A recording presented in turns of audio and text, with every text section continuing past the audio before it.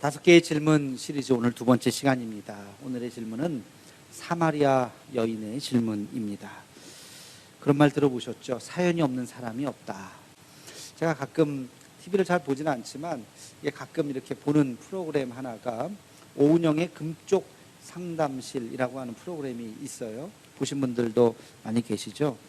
의사이면서 상담가인 오은영 박사가 나와서 연예인들을 이렇게 이야기를 들으면서 상담을 해주는 거예요. 멀쩡해 보여요. 인기도 있어요. 뭐가 걱정 있나 싶기도 해요.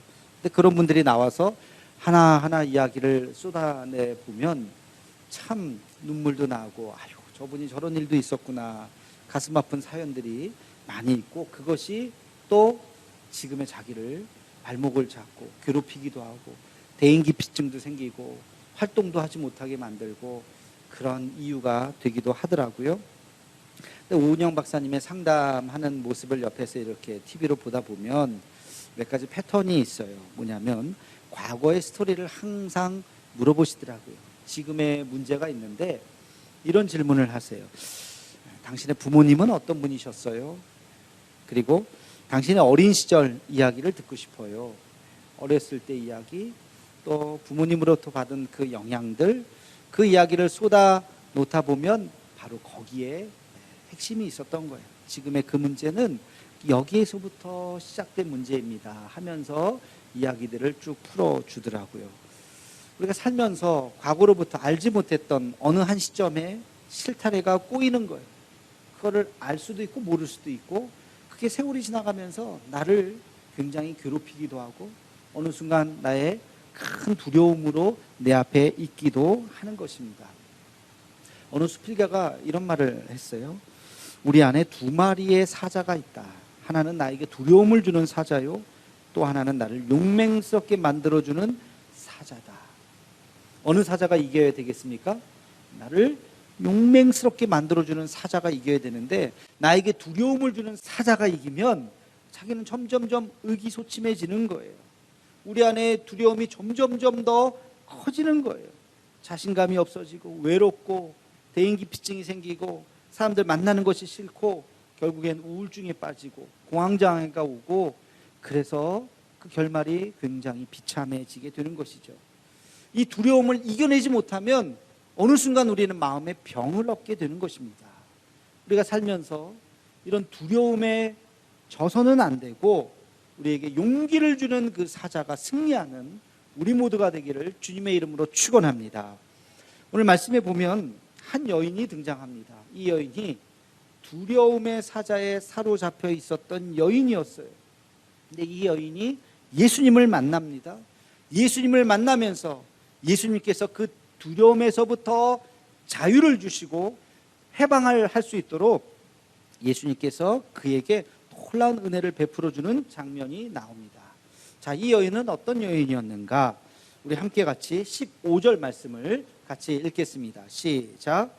여자가 이르되 주여, 그가 그런 물을 내게 주사 목마르지도 않고 또 여기 물 기르러 오지도 않게 하옵소서. 아멘. 사마리아 우물가에서 예수님께서 이 여인을 만났습니다. 물을 좀 달라. 그러면서 이야기가 시작돼요.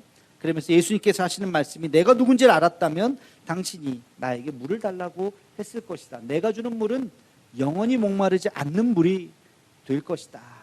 그랬더니 이 여인이 깜짝 놀랍니다. 그러면서 그런 물이 있으면 나에게 주십시오. 그런 물이 있으면 나에게 주십시오.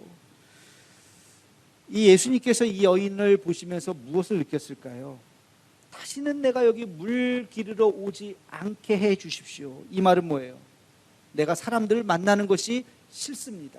여러분, 우물가라고 하는 것은요, 단순히 가서 물만 기르러 오는 곳이 아니에요. 거기는 사람들을 만나는 만남의 장소였습니다. 그 당시에 우물가는 사람들을 만나서 담소를 나누고 교제를 하고 정보도 교환하고 웃고 즐기는 오늘날의 카페 같은 데예요. 교회에서 카페. 우리도 커피 마시러 오는 거 아니잖아요. 그렇죠? 그냥 교회 와서 사람들 만나러 오는 것처럼 그 당시에 우물은 그런 데였어요. 근데 이 여인은 대낮에 사람들이 오지 않는데 살짝 와서 물만 기르고 가는 거예요. 왜? 사람들 만나는 게 싫어서. 그런 물이 있다면 내가 다시 여기 오지 않도록 그런 물을 나에게 주시옵소서. 왜? 나는 사람들 만나는 것이 싫습니다. 나는 사람들 만나는 것이 두렵습니다. 지금 그 얘기는 내 안에 있는 이 두려움을 물리쳐 주시옵소서 라고 지금 예수님에게 이야기하는 것이죠. 바로 이 사마리아 여인의 질문이 그거예요. 나에게 두려움을 제하여 주시옵소서. 그 질문이에요. 자, 예수님께서 이 여인에게 어떻게 다가갔는지, 이제 짧은 대화를 통해서 예수님께서 어떻게 이 여인에게 두려움이 사라지고 나중에 결론을 보면 이 여인이 얼마나 변했는지 몰라요. 그 마음속에 두려움이 완전히 사라진 그 모습을 우리가 보게 됩니다. 이 만남을 통해서 정말 예수님께서 어떻게 이 여인을 만져주셨는지 몇 가지 원리를 찾을 수가 있습니다. 예수님의 첫 번째 말씀은 뭐였냐면 내 남편을 데려오라. 내 남편을 데려오라. 여러분, 그 이야기는 뭘까요? 너의 두려움 앞에 정면으로 맞서 서라는 것입니다. 두려움 앞에 정면으로 맞서 서라. 너의 두려움의 근원을 들여다보라는 것입니다. 이 여인에게 가장 두려운 단어가 있어요. 그게 바로 남편이라는 단어예요. 남편. 근데 예수님께서 그 남편을 데리고 오라고 했으니 얼마나 깜짝 놀랐겠습니까? 여러분, 이 여인은 어떤 여인입니까? 첫 번째 결혼에 실패를 했어요. 어떻게 결혼했는지, 어떻게 실패를 했는지 그 시간이 지나갔어요. 두 번째 남자를 만났어요. 그도 또 실패를 했어요. 세 번째 사람을 만났어요. 또 헤어졌어요. 네 번째 사람을 만났어요. 이건 결혼인 건지 돈 건지 본인도 헷갈릴 만큼 네 번째 사람하고도 헤어졌어요. 다섯 번째 사람을 만났어요. 그도 헤어졌어요. 지금 여섯 번째 사람을 만나고 있는데 그게 남편인지 동거인인지 어떤 사람인지 그냥 살아가고 있는 거예요. 여기에서 많은 사람들이 이 여인을 비난하기 시작했어요. 손가락질을 하기 시작했어요.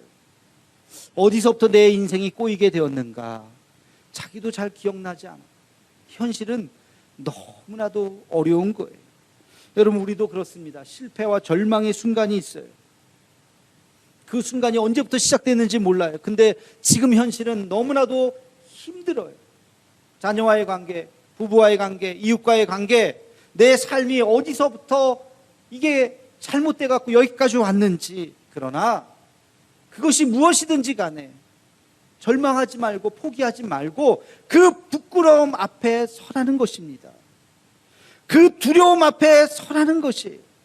그 두려움 앞에 서면 수많은 사람들의 그런 이야기들, 수군거림이 사실 싹 사라지는 거예요. 아무것도 아닌 거예요. 저는 담대함을 이야기할 때마다 떠오르는 장면이 있어요. 그게 바로 골리앗 앞에 선 다윗입니다. 골리앗 앞에 선 다윗. 여러분, 골리앗 앞에 딱 섰었던 이 다윗이 얼마나 멋진 모습입니까? 그죠? 이 골리앗 앞에 어떻게 두려움 없이 설 수 있었을까? 그 수많은 병사들은, 이스라엘 병사들은 벌벌벌 떨고 있었어요. 그 골리앗과 대치한 지가 성경에 보니까 40일이었더라. 40일 동안 싸움도 걸지도 못하고 물러설 수도 없고 앞으로 갈 수도 없고 40일을 대치하고 있었어요. 40일 동안 이스라엘 병사들은 무슨 이야기를 들었을까요? 야, 저 골리앗이 대단한 사람이래. 한 번 칼을 휘두르면 수십 명이 나가 떨어진대. 우리 같은 칼로는 저 갑옷을 찌르지도 못하는데 이 창 같은 거 아무 소용이 없대. 우리가 무엇을 하든지 저 방패를 다 막을 수가 있대. 야, 큰일 났다. 어떡하니? 그 세월이 40일이 지났어요. 근데 다윗은 골리앗 앞에 바로 서자마자 생각이 달랐습니다. 골리앗 앞에 섰던 이 다윗이 볼 때는 그 골리앗은 맞추기 아주 좋은 하나의 자기의 표대였습니다. 그 큰 덩치는 야, 맞추기 좋네. 한 방이면 가겠네. 왜?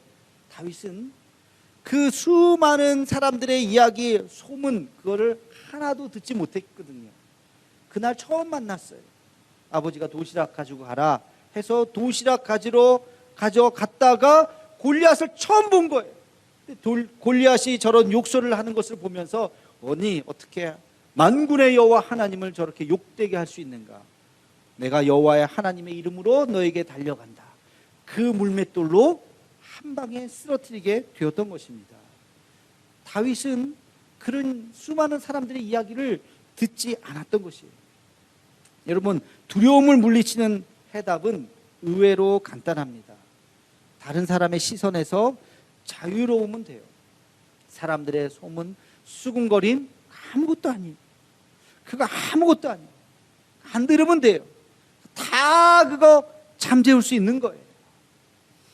미움받을 용기라고 하는 책이 있어요. 한번 읽어보시면 좋겠는데요. 미움받을 용기에 나오는 내용인데 이런 내용이 있어요.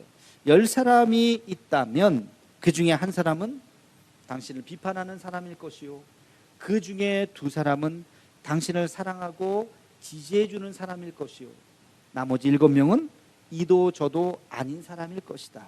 문제는 나를 싫어하는 사람에게 주목할 것인가, 나를 좋아하는 사람에게 주목할 것인가, 아니면 남은 7명과 함께 시간을 보낼 것인가. 분명한 것은 나를 싫어하는 한 사람에게 집중한다면 그의 인생은 불행해질 것이다. 여러분, 10명이 있다면 다 나를 좋아하겠습니까? 또 나를 다 싫어하는 것도 아니에요. 좋아하는 사람도 있고 싫어하는 사람도 있고 그냥 아무 생각이 없는 사람도 있어요. 근데 나를 싫어하는 사람에게 집중하면 내 인생이 얼마나 불행해지겠습니까? 그러니까 거기에 신경을 끄라는 거예요. 자기를 좋아하는 사람과 함께 행복하게 길을 가라는 것입니다. 프랭클린 루즈벨트가 한 유명한 말이 있습니다. 우리가 두려워할 것은 두려움 그 자체일 뿐이다. 여러분, 두려움은 허상입니다. 실체가 없습니다. 아무것도 없어요. 근데 그냥 두려운 거예요. 도깨비는 없는데 도깨비를 두려워하는 아이가 있다면 뭐라고 얘기해 주시겠어요? 얘야, 도깨비는 없어. 무서워하지 마. 아니에요. 도깨비가 나를 따라와요. 나를 잡아먹으려고 해요. 아니야, 도깨비는 없어. 얼마나 참 어리석은 이야기입니까? 두려움이라고 하는 것은 실체가 없어요. 우리가 두려움 앞에 딱 서면 다 물러가게 되어 있어요. 아무것도 아니에요. 두려움 앞에 담대히 설 수 있는 우리 모두가 되기를 주님의 이름으로 축원합니다. 자, 2번째, 두려움을 이기는 방법, 현실에 대한 재해석입니다. 자, 예수님과 이 사마리아 여인과의 이야기를 다시 한번 봅시다. 예수님께서 내 남편을 데려오라, 깜짝 놀랄 질문을 했어요. 그러니까 이 여인이 뭐라고 이야기합니까? 나는 남편이 없는데요. 마치 결혼을 한 번도 하지 않은 것처럼, 저는 남편이 없습니다. 그렇게 이야기를 했어요. 예수님이 다 아시죠? 남편은 자기에게 수치스러운 존재예요. 부끄러운 존재예요. 남편 때문에 자기가 손가락질 당하고 있잖아요. 낯선 남자에게 이런 얘기를 하고 싶지 않은 거예요. 나는 남편이 없습니다. 예수님께서 뭐라고 말씀하셨습니까? 거짓말 하지 마라. 그렇게 말씀하시지 않았어요. 내 말이 옳도다. 내 말이 옳도다. 그래, 너 말이 옳다. 너는 지금까지 남편이라고 같이 살았지만 그들은 진정한 남편이 아니었지. 지금 사는 사람도 진정한 남편이 아니지.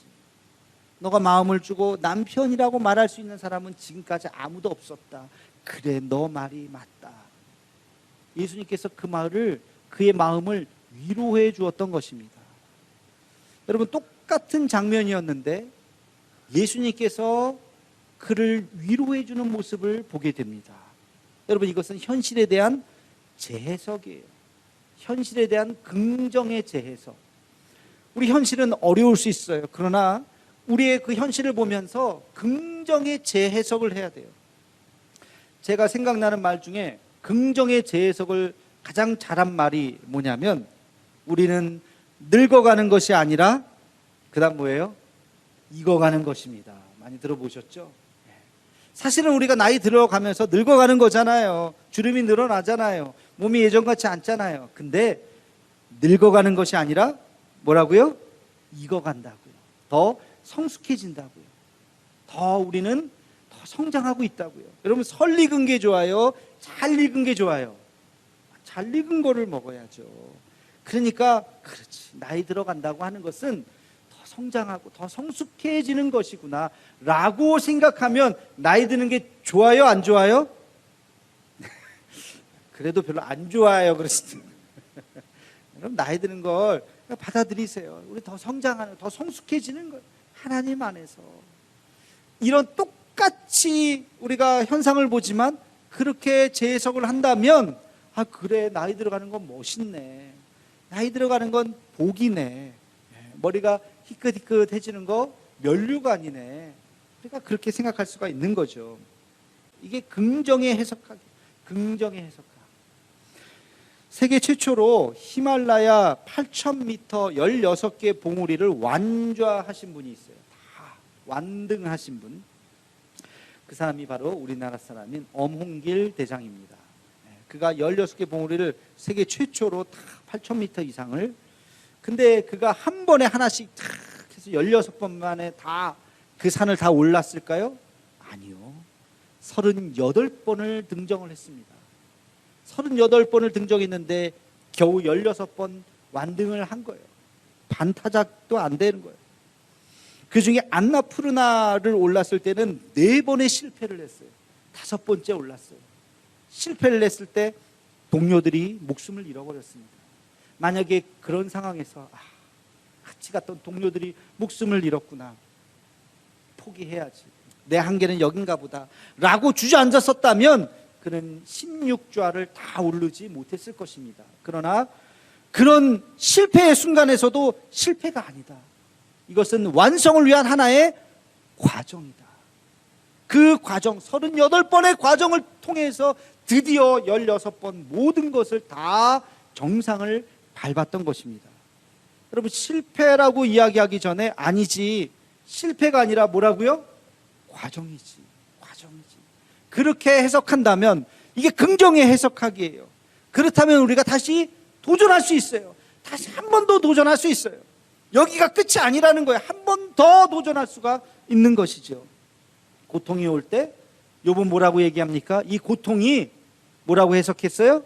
나에게 연단이다. 나를 더 단련시키시는 것이다. 하나님이 나를 정금같이 만드는 시간이다. 그렇게 오히려 자기 자신을 단련시키는 마음으로 갖게 된 것입니다. 여러분, 우리의 현실이 녹록치 않습니다. 그러나 그럴 때 아이고, 포기해야지, 절망해야지가 아니라, 여기가 끝이 아니라 새롭게 생각하는 거예요. 두려움은 떨리는 마음이에요. 또 설렘도 떨리는 마음이에요. 여러분, 두려움에서 설렘, 이거는 사실 어떻게 보면 내 심리적인 마음은 똑같아요. 막 떨리는 거예요. 근데 두려움은 부정적인 마음이요, 설렘은 긍정적인 마음이에요. 두려움에서 설렘으로 가기 위해서는 문을 열어야 돼요. 어떤 문? 기대의 문. 근데 기대의 문은 그냥 열리지 않습니다. 누구와 함께 열어야 될까요? 우리 하나님과 함께, 주님과 함께, 그 손 붙잡고 함께 같이 열을 때 그 문이 열리는 거예요. 그래서 기대의 문을 열어서 들어가면 두려움이 아니라 그것이 설렘이 될 줄로 믿습니다. 하나님이 여러분과 함께 하심을 믿으십니까? 하나님께서 언제나 여러분들과 동행하심을 믿으십니까? 그 절망 가운데서도 주님께서 놓지 않으심을 믿으십니까? 그렇다면 그 손 붙잡고 절망하지 않고 문을 열래니까요. 기대의 문. 지금은 비록 힘들지만, 그러나 하나님께서 이 시간을 통해서 나를 단련시키시고 더 아름답게 만들어줄 줄로 믿습니다. 그 믿음으로 문을 열면 기대가 되는 거예요. 하나님께서 어떻게 하실까? 기대가 되는 거예요. 절망하지 않고 기대하는 마음, 이것이 우리의 삶을 바꾸어 놓을 줄로 믿습니다. 여러분, 이런 마음으로 두려움을 극복하는 우리가 되기를 주님의 이름으로 축원합니다. 자, 마지막 세 번째, 두려움을 극복하는 예수님의 방법은 그에게 용기를 주었습니다. 용기를 주었어요. 여러분, 두려움이라고 하는 것은요, 마치 어둠과 같아요. 만약에 이 예배당에 빛이 없다면, 조명이 다, 불이 다 꺼졌다면 컴컴해요. 그렇죠? 근데 어둠이라고 하는 것은 사실 실체가 아니에요. 빛이 쫙 들어오는 순간 어둠은 싹 사라져 버리는 거예요. 여러분, 두려움이라고 하는 것은 실체가 아니라고요. 나에게 뭐가 없을 뿐이에요? 용기가 없을 뿐이에요. 내 안에 용기가 확 들어오는 순간 두려움은 사라지는 거예요. 두려움은 없어요. 할 수 있다는 자신감만 있는 것입니다.